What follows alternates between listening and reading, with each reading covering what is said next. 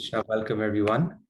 My name is Gopal Haridas, and it's a wonderful honor to be here amongst all of you as part of this hermeneutics course.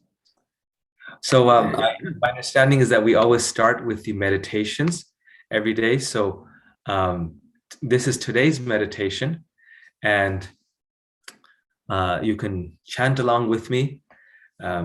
Today's topic is hermeneutics and outreach. So all of us, we've been, looking at how to interpret, how to study Prabhupada's books, the statements of Srila Prabhupada and our previous acharyas for ourselves, for aspiring, practicing devotees. Now in this lesson, we examine, well, how can we use hermeneutics as a way of outreach? And what is the relationship between hermeneutical practice and outreach that is beyond the devotee community? So how can we relate with, how can we use these skills to relate with those outside of the devotee community, beyond the devotee community, who will not be willing or don't have the time or have not gone through the hermeneutical process? So it may be very clear and nice to us, and we, especially as a result of taking this course, we've had the opportunity to look at the various statements of Srila Prabhupada and go through this wonderful process using the tools and the principles and the qualities necessary. But those who are beyond the devotee community, they will not do that.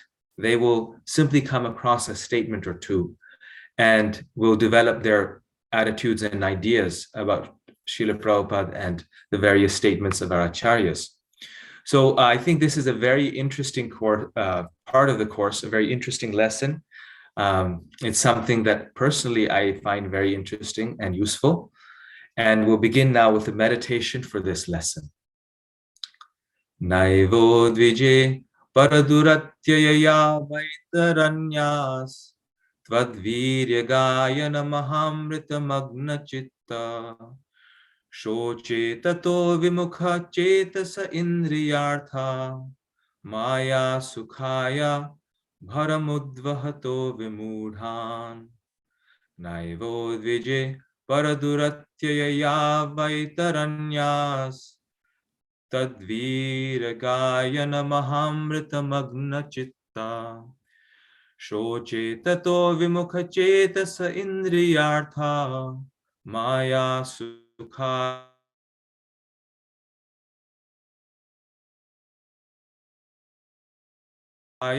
bharamudvahato vimudhan. O best of the great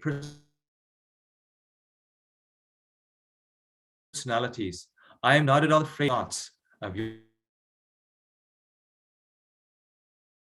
glories and activities, making elaborate plans for material happiness and maintaining their families, societies, and countries.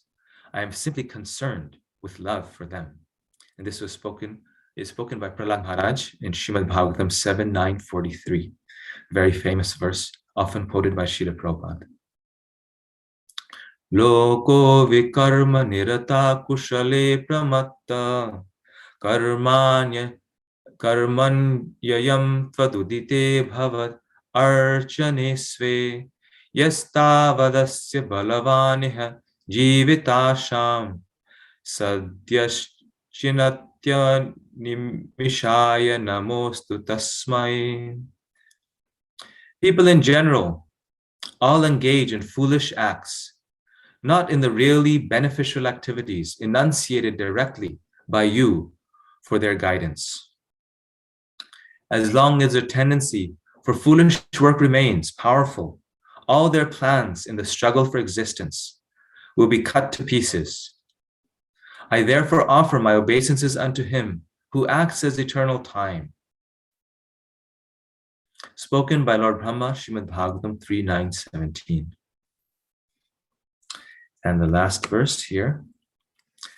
Atha chainam nityajatam nityam va manyase mritam tathapi tvam mahabaho nainam shochitam arhasi. If, however, you think that the soul or the symptoms of life is always born and dies forever, you still have no reason to lament, O mighty armed. Spoken by Lord Krishna to Arjuna, Bhagavad Gita 2:26. And there's a note on this verse that why is this verse included in the meditations? Because even Krishna here is considering the opposing point of view, is considering the view that was propagated by the Charvaka philosophers at that time and other mystics who were atheists. And he's taking even that into account, that, okay, this is a viewpoint or philosophical point out there. And even based on that philosophical viewpoint,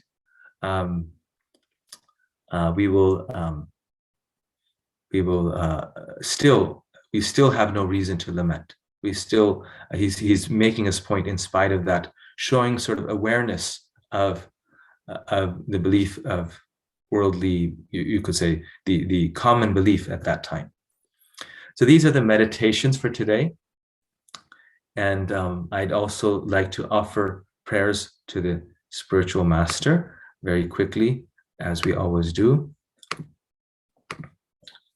Om Gyanam Timirandhasya Gyananjana Shalakaya Chakshurunmilitam Yena Tasmai Shri Gurave Namaha Shri Chaitanya Manobhishtam Stapitam Yena Bhutale Swayam Rupa Kadahmayam Dadati Svapadantikam Vandeham Shri Guru Shri Yuta Padakamalam Shri Gurun Vaishnavangsha Shri Rupam Sagrajatam Sahagana Raghunathan Vitam Tam Sajivam Sadvaitam Savadhutam Varijana Sahitam Krishna Chaitanya Devam Shri Radha Krishna Padan Sahagana Lalita Shri Vishakhan Vitangsha He Krishna Karuna Sindho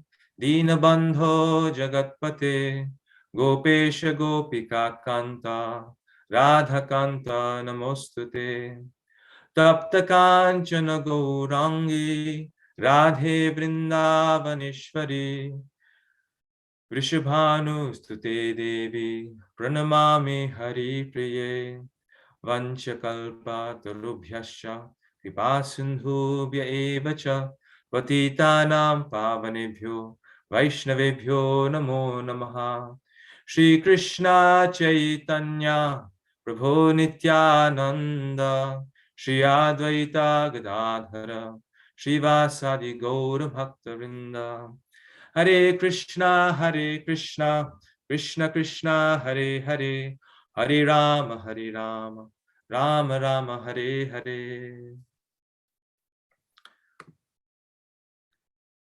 So I'm not exactly sure how many of you have been able to do the home fun exercises, but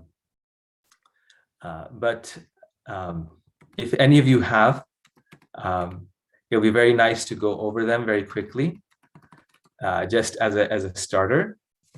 These are very helpful, and it also gives us a segue.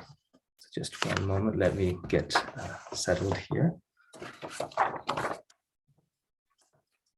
Okay, so has anyone been able to look over the list of difficult statements in Appendix 2 and the list of difficult topics in Appendix 4? And think about what statements you might want to use in the lesson.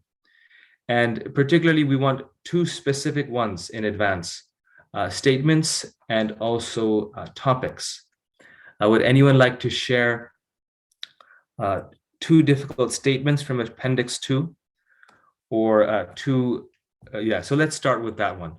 Two difficult statements from Appendix 2 that you particularly found difficult. You can unmute yourself and speak up. Maybe someone can just give one and another person can give another one. A difficult statement from Appendix 2.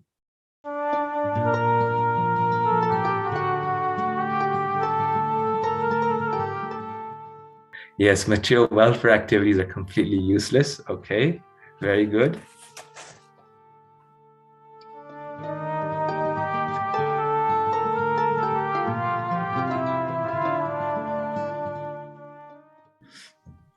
Okay, very nice. And someone would like to share a particular difficult topic from Appendix 4.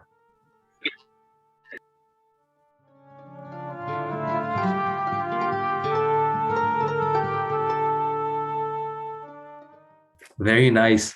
Thank you for that one. I actually want to kind of start with that one. So thank you for choosing that.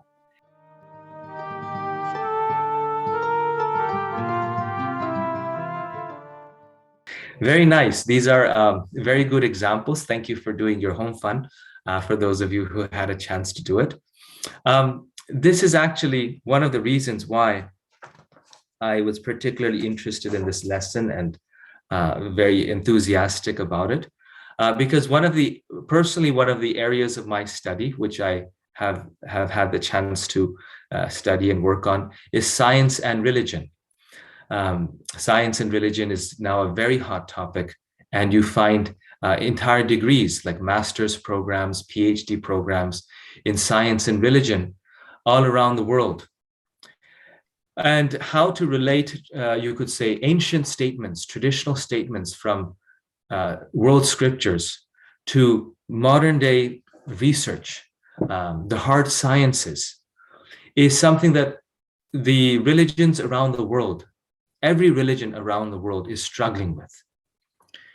And when I was doing my master's in science and religion, this was something that my supervisor, John Hedley Brooke, who was the professor of science and religion at Oxford University, he mentioned many times.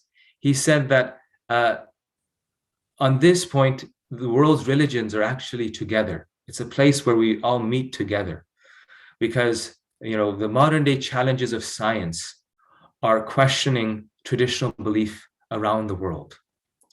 And studies have shown that the number one question that chaplains, priests, imams around the world face are challenges from youth regarding modern day scientific theories. And many of these scientific theories tend to explicitly and particularly contradict specific religious doctrine that is core to those religious traditions. For example, in Christianity, a very classic one is the belief that the world is 5,000 years old, and modern science has very profoundly, very conclusively disputed that, and said that it's clearly not 5,000 years old; it's millions of years old. And this became a very serious question. Then, of course, evolutionary theory and the idea that God creates the world in 6 days and rests on the seventh day. How does that fit with evolutionary theory? So they have had to come up, Christian traditions have had to come up with their own hermeneutical practice, systembolic, or as referring to periods of. So in these ways, they have tried to find a balance of adhering to the Shastra and at the same time making sense of it in a modern context, making sense of it or making it relatable and understandable to the modern mind. And before we begin our exercises, that we are these wonderful exercises that we will do from our participant manual, I have a few slides that I would like to share. And these slides are drawn from a presentation that Mother Urmila gave. It's about the same topic, relating or trying to find new and wonderful ways of making our philosophy relatable and understandable to people in general, so that they feel it's relevant to their lives. And just before showing those slides as a starter to get us thinking, I just like to point out that in Appendix 6, and you can look at this later on, it lists 15 ways in which someone can consider Shastric statements as controversial or difficult. And of those two, the two that are most common are people feel that Shastric statements may be cognitively flawed. So this is the point that I was describing you about, the Earth being 5,000 years old. So cognitively flawed, that look, these statements are there in scripture, but they're just not true. Or there's a statement where Srila Prabhupada, he says that if you mix milk and salt, it causes leprosy. And a statement like that may not be very important for our philosophy, but someone may say, well, that's an incorrect statement. There's no scientific or medical proof that it does. So is it cognitively flawed? That's a question. They may, for those beyond the devotee community, they may see certain statements and believe that they're cognitively flawed, or they're morally reprehensible. So they're not cognitively flawed, but morally they don't fit in with the moral acceptable fabric of the society at that time.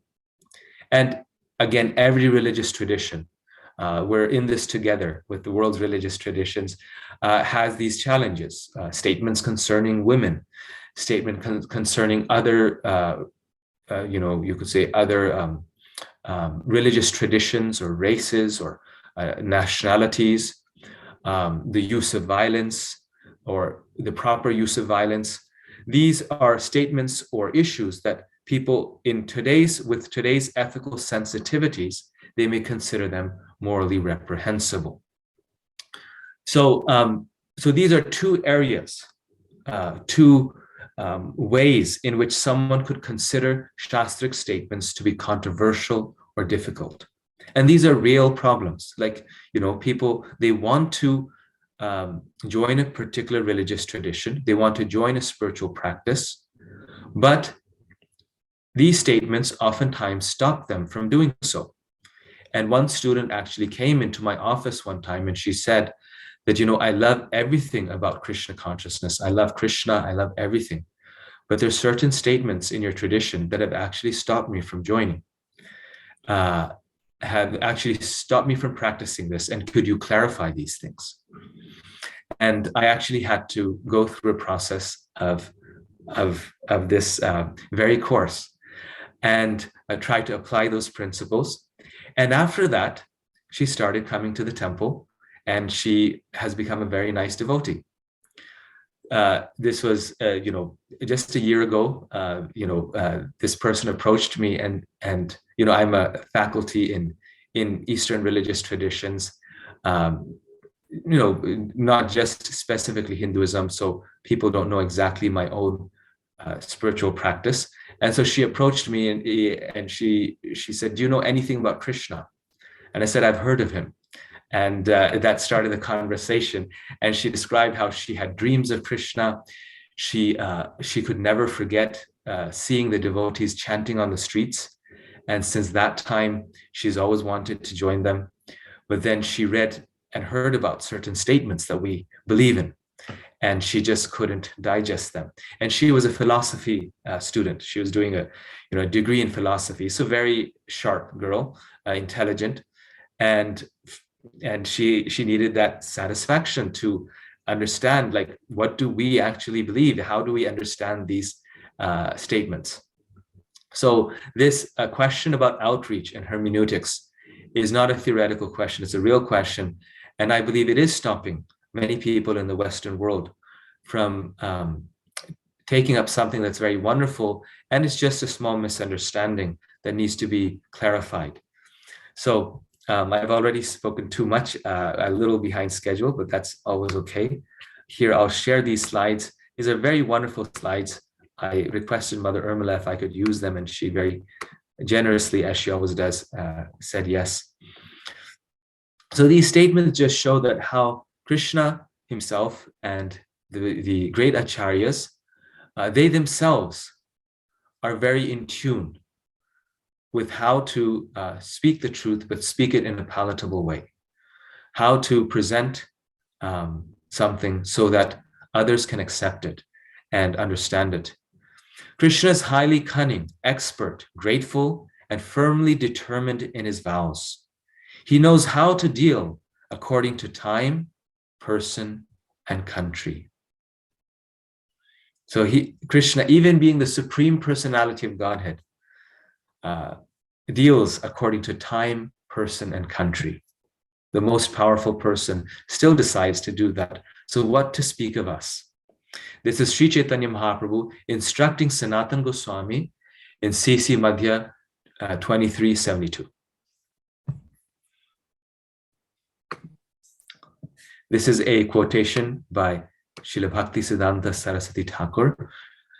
The line of service as drawn by you, this is a poem that Srila Prabhupada wrote for Bhaktisiddhanta Saraswati Thakur. The line of service as drawn by you is pleasing and healthy like morning dew. The oldest of all, but in new dress, miracle done, your divine grace. So this is Srila Prabhupada's Vyas Puja homage to his spiritual master. And he speaks how, which is very true historically speaking, Bhaktisiddhanta Saraswati Thakur presented the same philosophy, but in a new dress. He used modern technology. He spoke to modern philosophers and ethicists, and he spoke that same philosophy, that same knowledge in a different language. So the oldest of all, but in new dress. Srila Bhaktisiddhanta Saraswati Thakur himself said that we can keep an organization alive by the following way. We must have a living spiritual movement. The bona fide teacher of the religion is neither any product nor the favorer of any mechanical system. In his hands, no system has likewise the chance of degenerating into a lifeless arrangement. So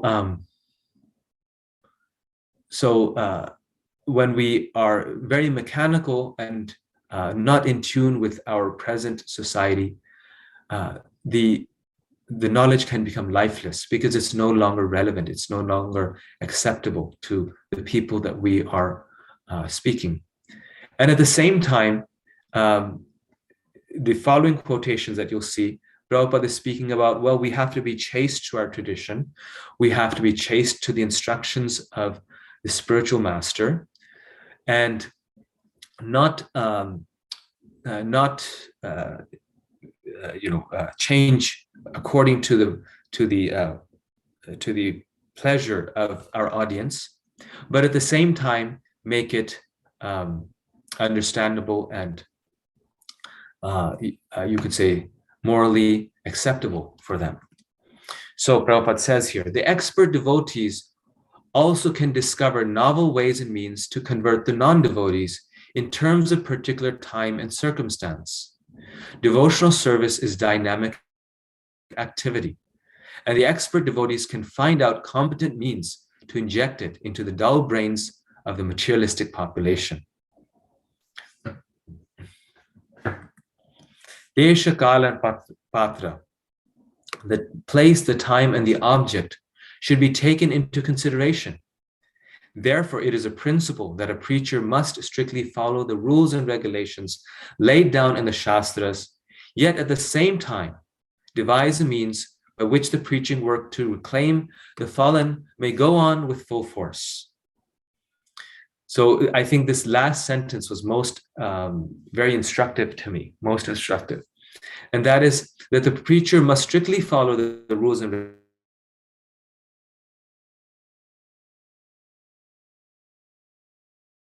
regulations laid down by the Shastras,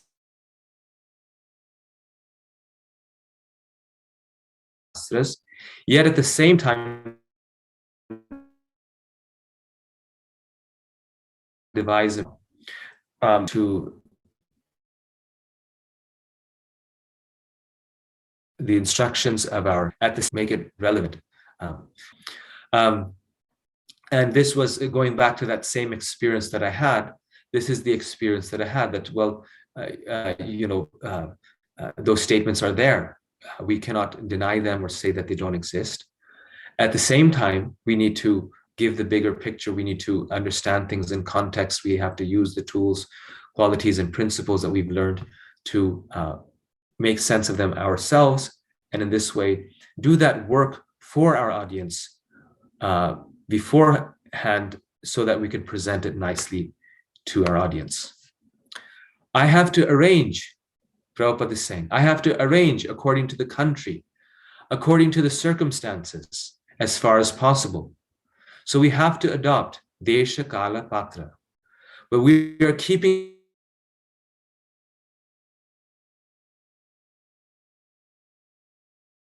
our principles as it is, but making arrangement according to the circumstances.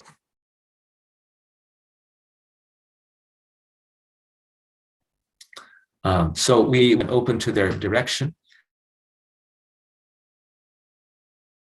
Many times our own life of drawing someone in, drawing someone into Krishna's world.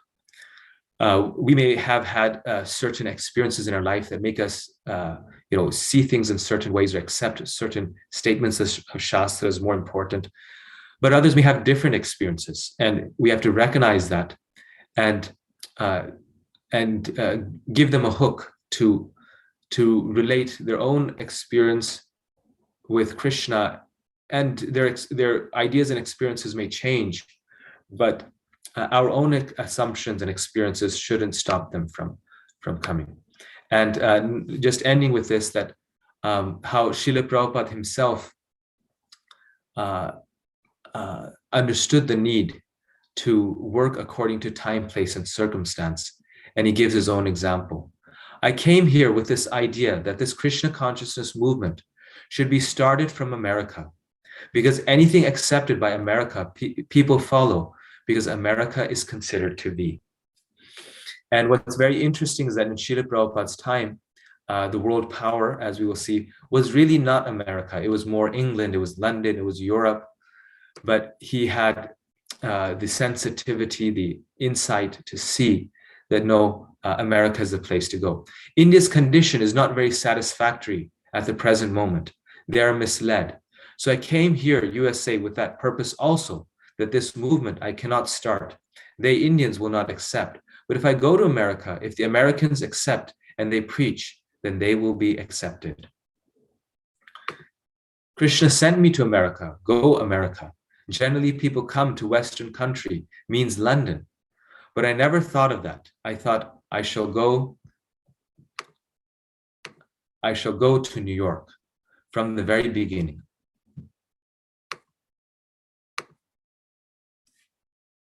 And then finally, this is also just a very nice example. So I put this in here, how when, and I believe His Holiness Tamal Krishna Maharaj also said this, that in order for people to understand us, we need to take the time to understand them. We need to learn about them and their ways and their ways of thinking before we can expect them to understand us. It's not that we change according to their ways of thinking, but we need to understand where they are at and in the ways that they're thinking. And I think he did this in his own life in terms of understanding the philosophy and culture of the countries where he went to spread Krishna consciousness. And this example is given to us in many different places in Shastra, where the Lord, when acting as the ideal ruler or king, takes the time to understand what the citizens are thinking, what those who he's trying to influence or rule, they are thinking. So this is a very nice quote from the Krishna book. In one situation, the great sage Narada saw Lord Krishna, the Supreme Personality of Godhead and Master of Mystic Powers, acting as a spy by changing his usual dress in order to understand the motives of different citizens in the city and the palaces. So Krishna himself acted as a spy and went, dressed incognito to understand the motives of the citizens. And this seems like it was very common practice in previous ages, where the king would, dress up as an ordinary citizen and mingle amongst the citizens to see what they were saying, what they were talking about, what their challenges were on a day-to-day basis. And we see that Lord Ramachandra also did this, very vivid example. And he took that gossip amongst the citizens so seriously because he was curious as to, he wanted to change their mindset, their way of thinking. And so he needed to understand what they were thinking. So these are all very, very wonderful examples and quotations from Srila Prabhupada and from our acharyas, showing the need of being true to the principles and philosophy, but at the same time using these hermeneutical principles to make ourselves relevant and relatable in our outreach with others. So I will stop my presentation here. Before we start lesson 1, just so we don't lose this, any quick comment or question on what I just presented? I think, Prabhu, if you could just set up, because our time here, if you could just set up 7.1 and have us jump in, that would be. Okay, wonderful. Yes, we'll do that. Yes. So we'll do 7.1. If you open your participant manual, you'll find it there, and I will also share it on the screen. Okay, so this is the page before 7.1. This is what I was mentioning, how people outside, beyond the devotee community often feel that statements in Shastra are cognitively flawed or morally reprehensible. And so this page is very useful. Please read through it in your own time. And now exploration 7.1. And this is the exercise that we need to do. I enjoy doing this exercise myself when preparing for this. There's 3 questions. The first question, which I think is the hardest one, and I was able to find a few examples in my own mind, but let's see what we all come up with. List 3 to 5 statements, topics, or practices which meet all 3 of the following conditions. What are these conditions? First one, it is a statement, topic, or practice found in Shastra and Srila Prabhupada's teachings. So we have to find a statement, topic, or practice found in Shastra and Srila Prabhupada's teachings particularly. And number 2, in 1966 to 1977, public opinion commonly saw this as wrong, cognitively flawed, or morally reprehensible. So in the 70s and 80s, public opinion saw that statement of Shastra to be wrong, cognitively or morally reprehensible. But 3, today's public opinion sees this as true or acceptable. So it was considered wrong before, but it's considered true now. And this statement is also found in Shastra. List 3 to 5 statements which meant topic or practice found in Shastra and Srila Prabhupada's teachings. Opinion commonly saw this as true or acceptable. And 3, today public opinion sees this as wrong, cognitively flawed, or morally reprehensible. Okay, and then the third question is, it is a statement, topic, or practice found in Shastra and Srila Prabhupada's teachings.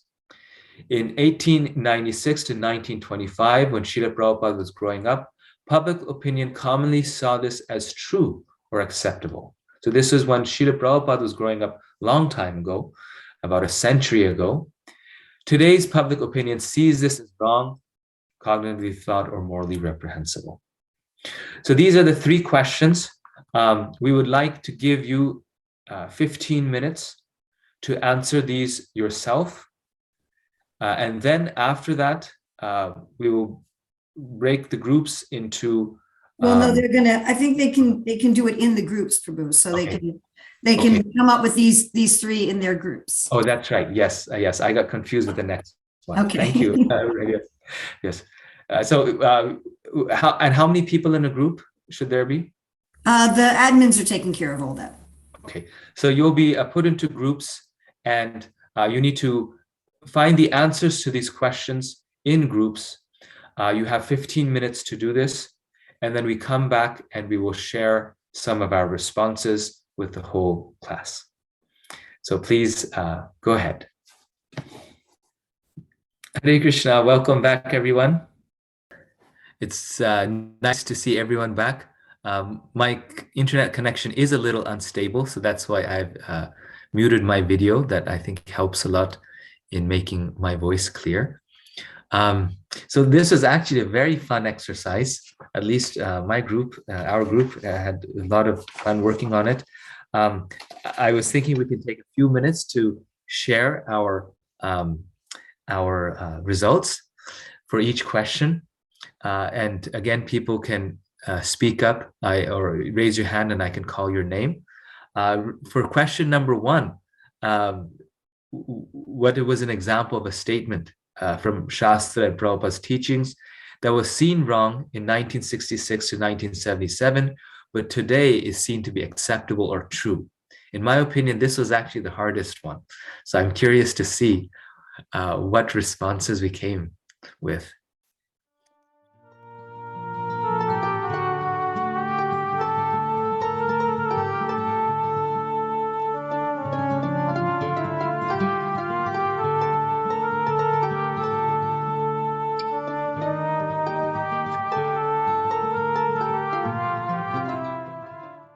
Thank you. Then we have here. Gopal Hari Prabhu, you break up even without video, so you might as well have video because it'll end up being better on the recording. Okay, I can one way or the other. Actually, Mother Urmila, if you can maybe continue this exercise and I can try to reconnect, that helps, and that'll just take me a moment. Let me try. Sure, sure, I'll be happy to do that. Yes, thank you. All right, so somebody else for question number one.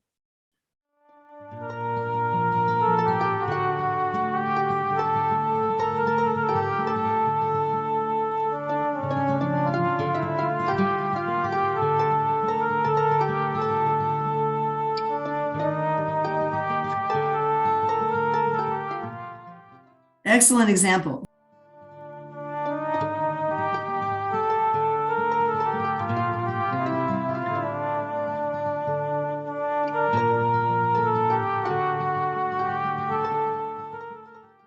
Well, that's really interesting. All right, thank you. All right, we can take one more for question one.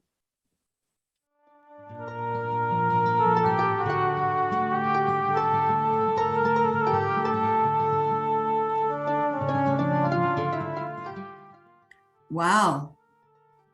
All right, that I would not have thought of that.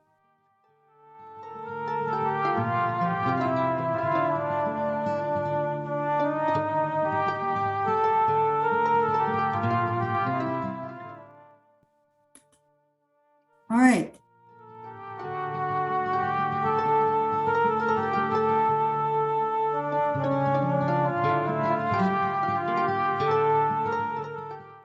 Yeah, there's like Prabhupada would say, there's no university teaching about consciousness, and now there actually is such a thing.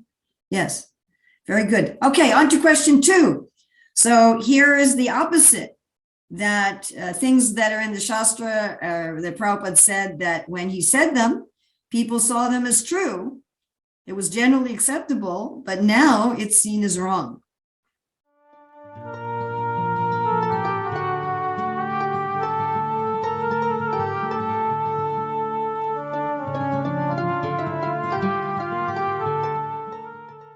Yes, and the chat is writing, he says gender roles. So like in the 1970s, a married woman could not take out a credit card in her own name, for example.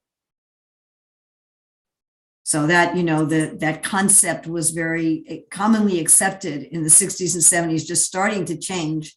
And now it's considered very wrong.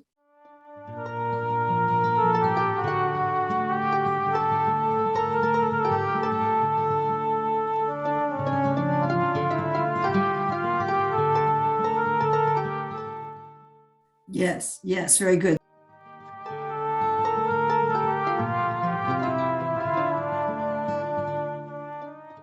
So even though marijuana has become legal in a lot of places, still it's no longer seen as like some cool spiritual thing like it was at that time.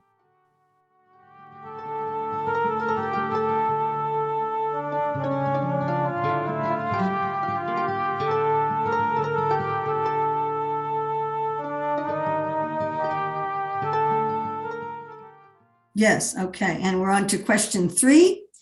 So question 3 deals with when Prabhupada was growing up, Prabhupada's time in India. So things that are in the Shastra and Prabhupada's statement, and when Prabhupada was growing up, they were generally considered true, but today they're generally considered false.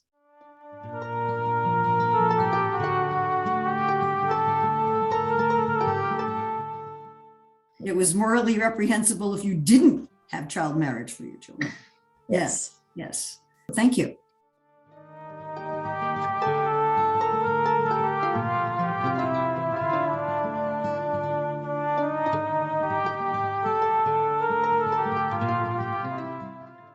And in fact, the concept was if a neighboring kingdom wasn't run properly, you were supposed to take it over and run it properly for the good of the citizens. But now that's considered reprehensible. Thank you. Excellent.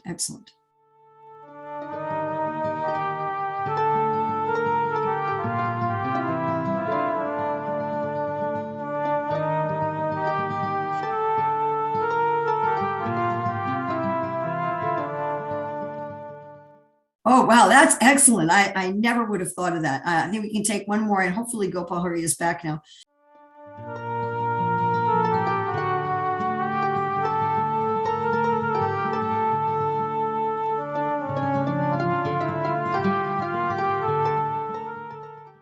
Yes. Prabhupada actually considered doing it himself, and at that time it was legal in India. Now it's legal in India just for Muslims. Okay, Gopal Hari Prabhu, so we finish 7.1, and if you're ready to take over again for me, I will back out. Yes, thank you very much, Mother Urmila. Hopefully my connection will work better now. We had some storms here in Chicago. Chicago is always having snowstorms, so I think the internet was affected by that. Can you hear me more clearly now? Yes, okay. Thank you. So I heard some of the responses as I was reconnecting. I saw, I was in between, I was able to hear various wonderful responses. This is a very illuminating exercise. And now we can move on to exercise 2. Before we do that, on your participant page, there are 5 principles or practical methods by which we can address difficult statements for while doing outreach. And I just want to highlight them. We won't read through this entire document. You can read through it in your own time, but I think they're very instructive. The first one is to acknowledge the problem and the challenge that the statement poses to the tradition. Perhaps also show how an acharya or shastra was also concerned about this problem. So a good conversation, a good discussion always begins with first acknowledging that there is a problem there. We can't, stick our heads in the sand, so to say, and expect the other person, or the community around us to accept that as a response. Oh, it doesn't exist. Those statements aren't there. Well, they're just not important. But the fact is that we've stated them. The one principle which oftentimes people use is that, well, these statements are not, this was one of our hermeneutical principles, are not as authoritative as these statements in Prabhupada's conversations are not as authoritative as his statements in his books. And that is a statement or a practice that is very relevant to a devotee community, to a devotional community. Okay, I can differentiate between statements in Srila Prabhupada's books and his conversations, and the statements in the books take a greater hierarchy-wise, they take greater precedence over his conversations. But we have to recognize that those beyond the devotional community, beyond the devotee community, will not accept that hierarchy. In fact, they will think opposite. They'll think, well, oh, this is what you really believe, because this is the statements of your teacher behind closed doors, in conversations with his disciples. So the same hermeneutical strategies that we use within the devotee community don't work. And I say this with my own small experience, don't work outside of the devotional community. Rather, we have to recognize the statement. Yes, that statement is there, and it is a problematic statement. And then a very effective way to respond to it is to show how the tradition itself and the teachers in the tradition, the acharyas themselves, were concerned or had a discussion about this. So this is not the end-all, be-all statement, but there's statements before this, after this. There's differences of opinion, which is a quotation from Srila Prabhupada that I shared with all of you, that certainly the Prabhupada says there's nothing wrong when the acharyas disagree. They disagree with one another sometimes, or they have differences of opinion. So show how an Acharya Shastra was also concerned about this problem. Number two, state clearly that you and the tradition do not condone using the difficult statement to oppress or discriminate against any person. Every living being has the same capacity to achieve the highest perfection. In our group, we were discussing how Srila Prabhupada himself, during his lifetime, mentioned how a statement could be removed from one of his books because it was very problematic or troublesome to the civilization, to the place where that book was going. So our tradition does not condone oppression or discrimination against any person. We have to highlight that everyone has the same capacity. Number three, explain that scripture and guru often reflect and respond to particular historical circumstances. The eternal principles of Siddhanta are beyond those historical circumstances. So it is important to help people recognize that, our guru, our teacher was speaking in a particular circumstance. And in a different circumstance, they said maybe something slightly different, but the eternal principles of Siddhanta remain beyond those circumstances. And we can show this how we can demonstrate this by showing how Shastra itself says different things depending on the context. Number four, provide an example of the proper application of the statement. So statements are there, but how do you apply them according to time, place, and circumstance? From Prabhupada's life or the previous acharyas, you can give examples. And finally, this always is very important and tends to work most of the time.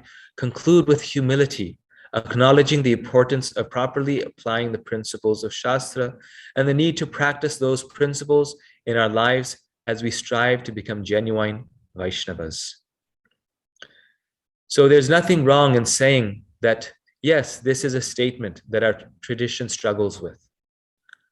There's nothing wrong with saying a statement of humility that that even though we have the deep conviction that we know the absolute truth and we have the absolute truth, but still recognizing that we struggle in understanding how to apply these statements or understanding these statements, doesn't show our weakness, but it shows our depth of knowledge. And also recognizing that, all religious traditions are struggling with this. And this is, a challenge given to us by God to deepen our understanding of the essence, or deepen our understanding of what is the meaning behind these statements. So concluding with humility will be very helpful as well. These are 5 practical methods by which to respond to a challenge regarding a statement from Shastra or from one of our acharyas. And this is a handy toolbox that you can use if you're ever being interviewed or a news reporter asks you a difficult question. These are very practical tools. And then we come to exploration 7.2, teaching and outreach. This one is more reflective in nature, and Mother Urmila, in this one, they work individually first, right? Before we work in groups, or? Yeah, and after working individually, it's up to you whether you want people to discuss in groups or you want to discuss in the plenary. We're a little pinched for time, but either one or the other after this. And would you like me to share a screen and put up a timer for 15 minutes for them to work on it? Yes, that'll be very helpful. Yes.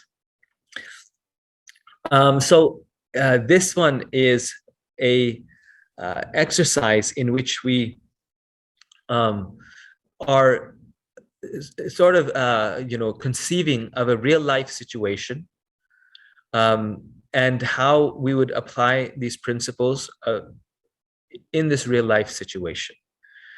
So the first part of this is that you want to identify a target audience.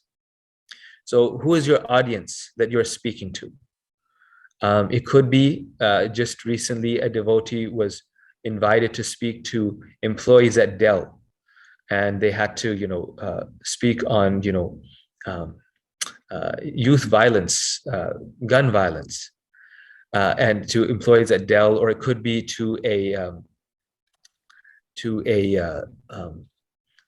university class, or different audiences. And then identify the demographic of a devotee who is explaining or teaching. So recognize also yourself. What point of view are you yourself coming? And this doesn't have to be yourself, but generally speaking, identify your own demographic, your own point of view or assumptions. There's a book by Thomas Miguel where the title of the book is The Point of View from Nowhere. And he has a desert on the cover. And his argument is that there is no point of view from nowhere. So what are my assumptions, or maybe cultural ideas that I'm coming with? The third one is identify a difficult topic or statement. And you can find these in Appendix 2, 3, or 4. So which statement or topic in this real life situation would you be dealing with? It could be homosexuality. It could be the women's issue. It could be the issue of race. It could be issues about Gurukul, raising children. So many different issues are there. What qualities, principles, and tools would be most effective? So identify a few items, just list them. And then finally, if possible, suggest a way of presenting that topic or statement that would use those qualities, principles, and tools. So how would you present that statement by using those tools and qualities? How would you present that to your audience? So this nice chart here breaks these 5 things down into different parts. And you have 15 minutes to go through this. Answer each question in the box next to it. If you have a printout, or if you don't, then you can just use a Word document to respond to them. And then we will come back. We'll have 15 minutes to do this by ourselves. And then in the interest of time, we'll just share our results as a class. Does that sound good? Okay, so we will begin now.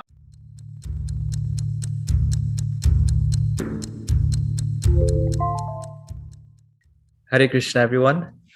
I hope you had enough time to go through the exercise. In the interest of time, I was actually thinking that we could in some ways combine, or not combine, but use the results of our second group exercise, the second exploration with the third one.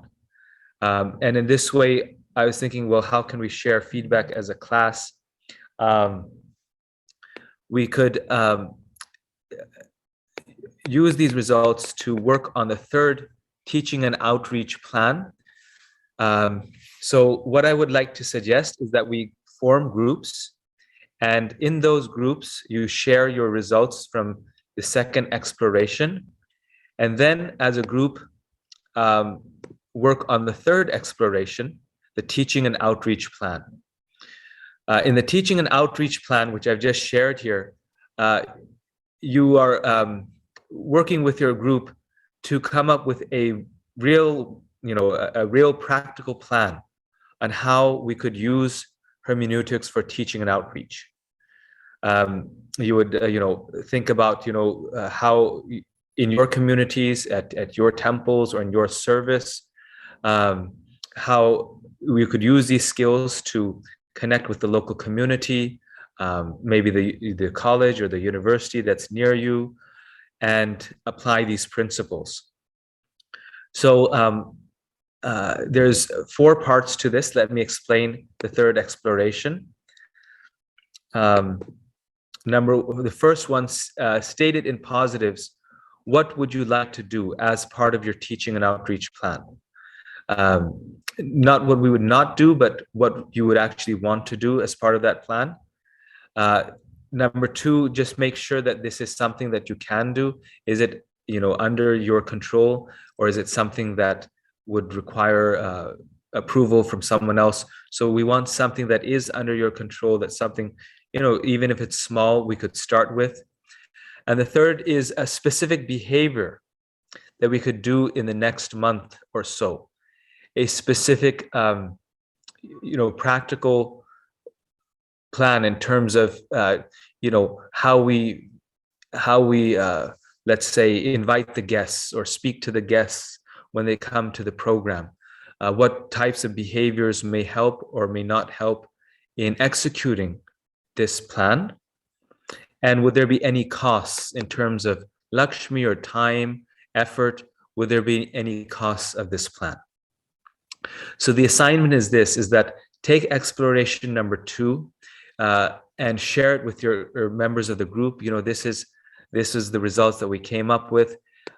This will be very fun, very enjoyable to see what different devotees found out as a result of the second exercise, a possible practical audience, and then using that thinking that you've done as a group, see if you can come up with a practical plan, which is 7.3 of an actual plan that we would like to execute in our communities. Is that clear? Does that make sense? Yeah, we should also mention that this is a unique breakout room because the participants can choose which breakout room that they go to according to their services. For 7.3, they'll be able to work with people with similar services. I was also thinking costs sometimes can be non-tangible. Costs might be something more subtle. So we were going to give 15 minutes for this. Does that like maybe they could spend 10 minutes discussing what they did for exploration of 7.2 and then 5 minutes on 7.3. Would that be all right? Yes. And that's a very nice, I think, a good time period. Mother Urmila, can you give some examples of other subtle costs, like costs in terms of image or in terms of... Yeah, it could be. It could be a cost in terms of image or a cost in terms of how things are perceived by other people in your devotee community. Everything has some sort of a cost. So, because if you don't look at the costs in advance, that often derails plans. Mm. You know, you start to put it into effect and you hadn't considered the cost, and woof, there it's gone. Yes, yes. Yes, okay, yes, without any further delay. And then once we come back, we do want to save about 5-10 minutes for just general questions and comments. And so we'll have completed all the exercises once we come back. And then those of us who need to leave right on time can leave. Others who want to stay back and give any comments or ask any questions are most welcome. So you can choose your rooms, but if the admins see far too many people in one room, they may move you around a little bit. So I think we're going to do that now. If the admins can get out the breakout rooms. So Gopal Hari Prabhu, just before you we close out, I just want to remind everybody that the lesson tomorrow is where we use everything that we've learned and we bring everything all together. So one could say it's the most important lesson. It is a lesson for which extensive home fun is needed. It's going to be about 2.5 hours of home fun for tomorrow's lesson. So please come to tomorrow's lesson with all of the explorations already done. And then what we do in tomorrow's lesson is basically we just discuss and debrief and, you know, the kind of things that all of you have put in your feedback that you want more of. So it's going to be for tomorrow's lesson. So please come prepared. So now Gopal Hari Prabhu, if you want to take 10-15 minutes, I have to close this out probably in about 15 minutes because I have a lot of other things. But if you want to take 10-15 minutes, or anyone who wants to stay over time and ask whatever questions, however you want to do that, that would be fine. Hare Krishna, yes. Not 10-15 minutes, just if anyone has any questions or comments, we could talk about them now. We had many, so to say, explorations and exercises to go through today. So we have completed them, and I'm sure they have been very useful for you. They were very valuable for me. So if anyone has any reflections, questions, or comments, please feel free to share them.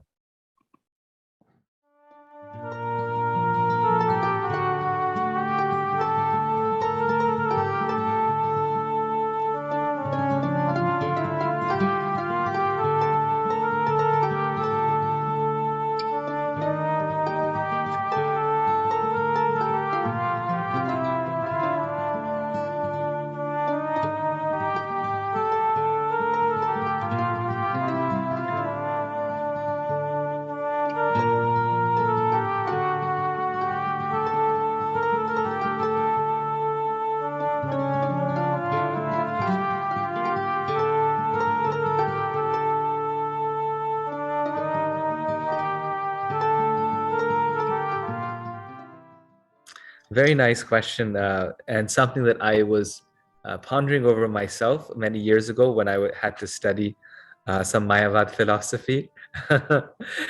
Is this okay or not?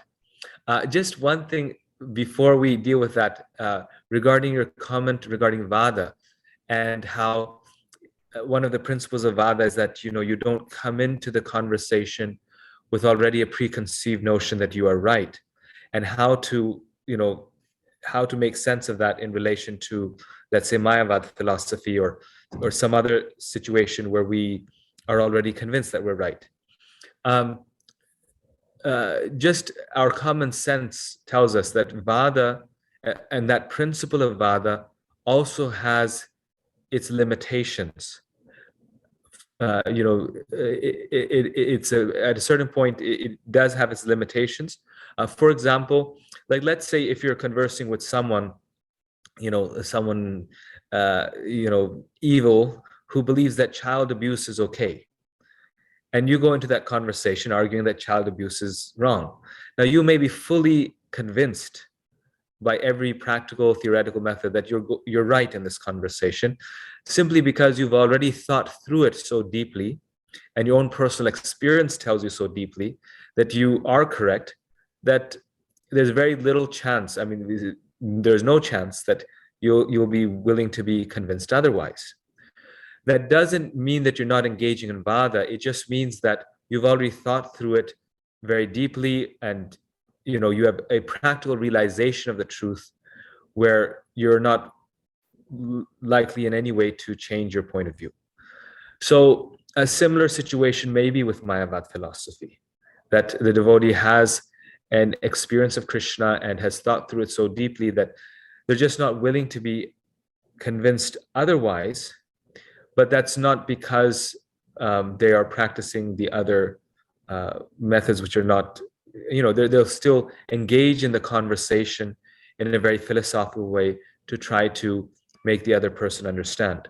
So just because a person has practical realization on an issue and is not willing to be, and will not be convinced otherwise, doesn't mean that they cannot practice Vada and still engage in a conversation in a philosophical and genuine way. So that's one point. I think the most important point that I got from your question that I wanted to address regarding Mayavad philosophy. Again, we should not read Mayavad philosophy following Sri Chaitanya Mahaprabhu's instructions. We don't read it, but we can read it if we simultaneously use the help of the acharyas. And that's just my own personal, small realization that it was amazing. I mean, reading it did affect my mind. And what Lord Chaitanya says is true. And the thing that helped me respond to it or understand it was Jiva Goswami and his commentaries, the different Goswamis. So we absolutely cannot, I don't feel, read it alone without the help of the acharyas.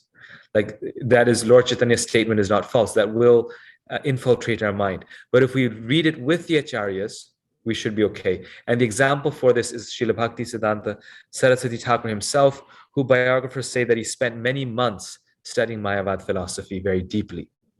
But he did so along with the Goswamis. So when we have their help in that situation, we can engage in Vada and be successful and at the same time not become confused ourselves. Hopefully that answers your question.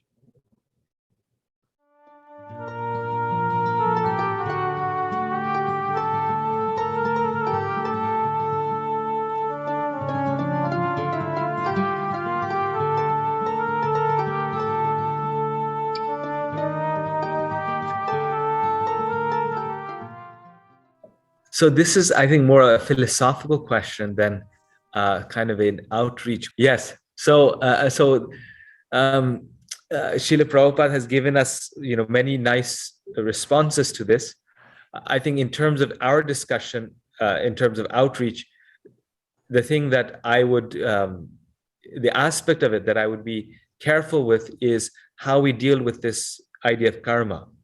Many times there's a tendency to say, when someone's talking about evil, is that, oh, this is your karma, because our response is very much free will, that evil is there because our free choices and free will. Along with that, the sensitivity part in terms of outreach is that, well, yes, it is our karma, but to a newcomer, to someone or even to a devotee, can we say, oh, it is due to your karma? And we see the example in Bhishma Dev's instructions to Maharaj Yudhishthira in the Bhagavatam, where Maharaj Bhishma Dev says, it is a plan of the Lord, and the plan of the Lord is very difficult to understand. So he's saying a statement that's philosophically true, but also is very in tune with his audience, with the people there, that, okay, you can't identify another person's karma. You can't point a finger at them. Better you say it's Krishna's plan, and we don't know what Krishna's plan is, but his plan is for our benefit, is to help us. So yes, that's just a short answer to your question.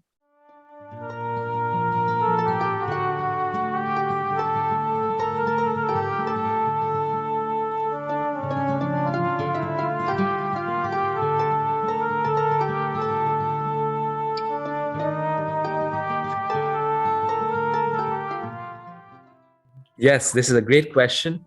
And this is actually where all these principles and tools that we use come in handy. So to the newcomer, we have to, if they have this question, if they come with this question, we have to help them distinguish between Siddhanta and Siddhantic statements and other more secondary statements.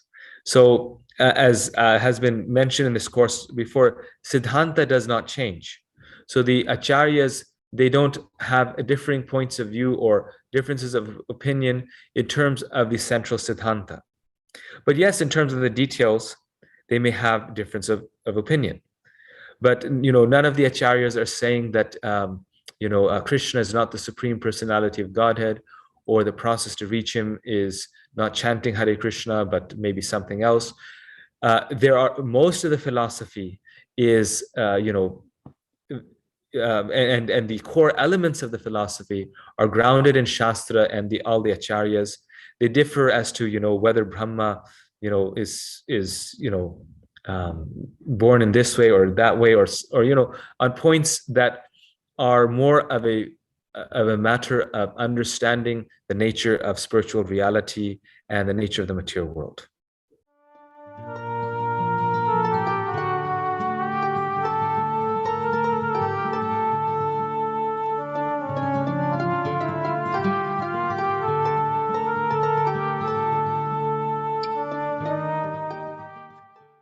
Thank you very much for bringing that. I'm also, Nalini could I, Mataji? could I Oh, yeah. add something to that? Yes. Is that all right? Yes. I'm also thinking, Aditya Narayan Prabhu, what we have, the 10 points of what's eternal, universal, and transcontextual. You can teach that to newcomers. I mean, that could be one of your starting points, is these are the eternal, universal, and transcontextual truths.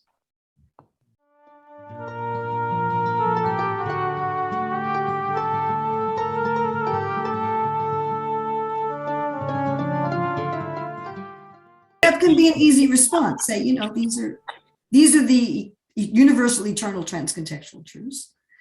And here it's a list of 10. It's not a big list. And the other statements you find are going to be either something that's contextual, it's universal and eternal, but it's in a context, or it's not universal, eternal, or transcontextual, but it's helping you to get to that point. And how long did that take me? 10 seconds. So that is something I think that can be taught even to a very new person.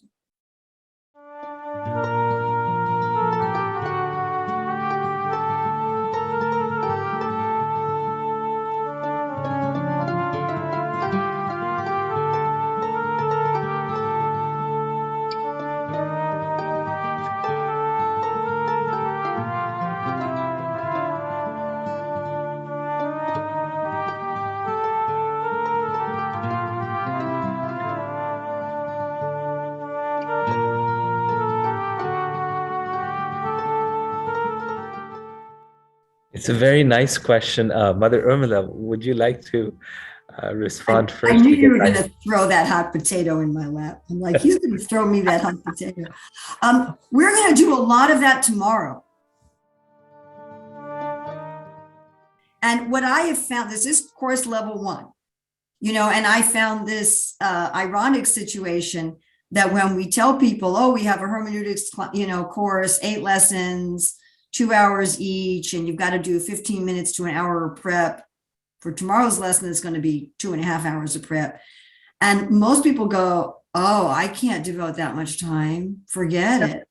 And then the people who are taking the class, the main negative feedback we're getting is, we need more time to practice and get feedback.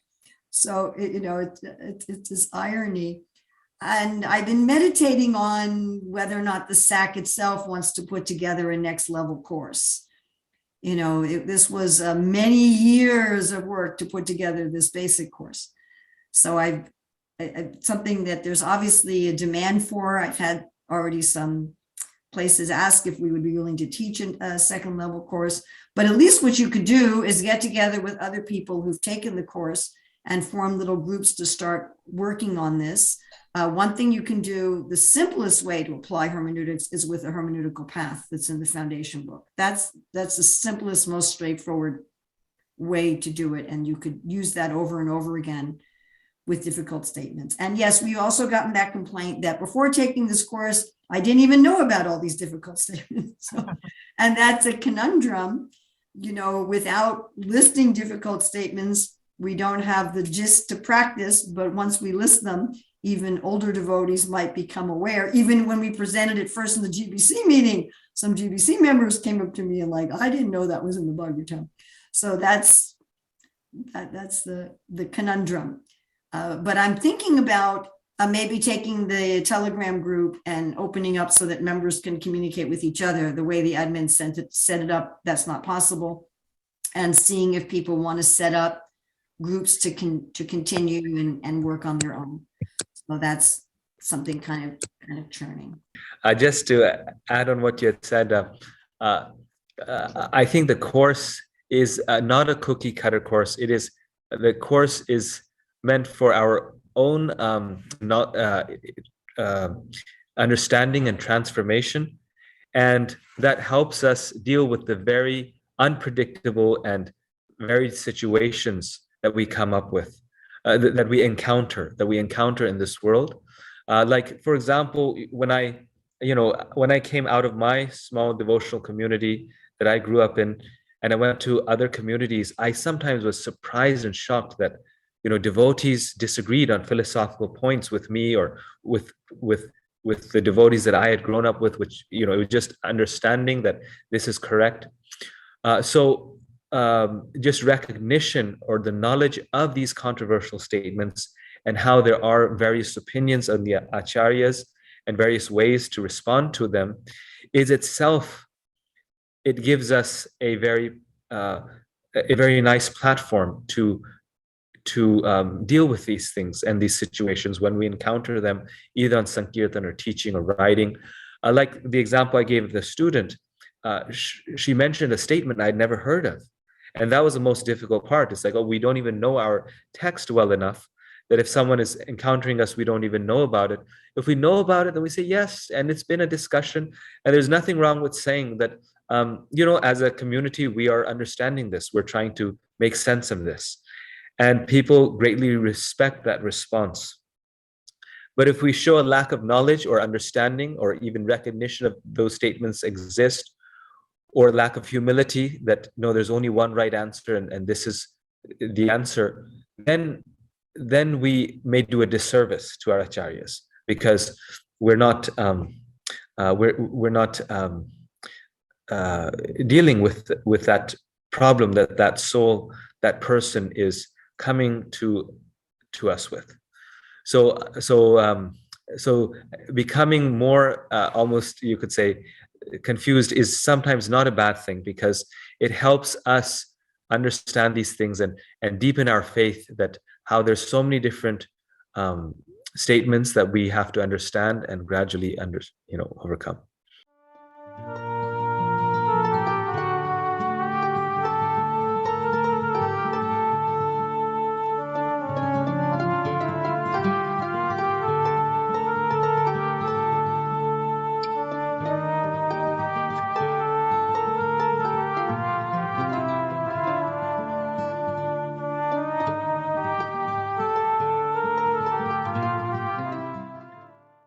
In working a little bit on this, I started to join the SAC towards the end of this paper. I also was surprised that there's so many statements that we have that I didn't know about.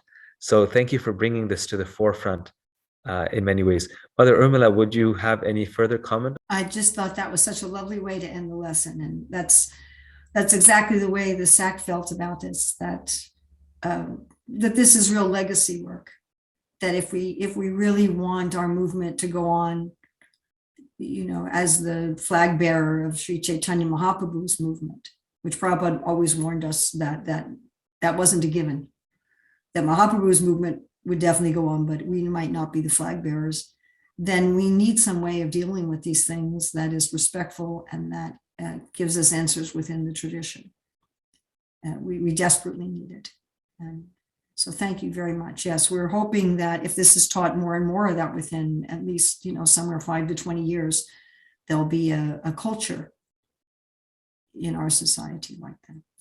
So thank you very much. And we really look forward to tomorrow. Again, please do the home fund before the lesson. So that is doing all the explorations before the lesson. Thank you, Gopal Hari Prabhu.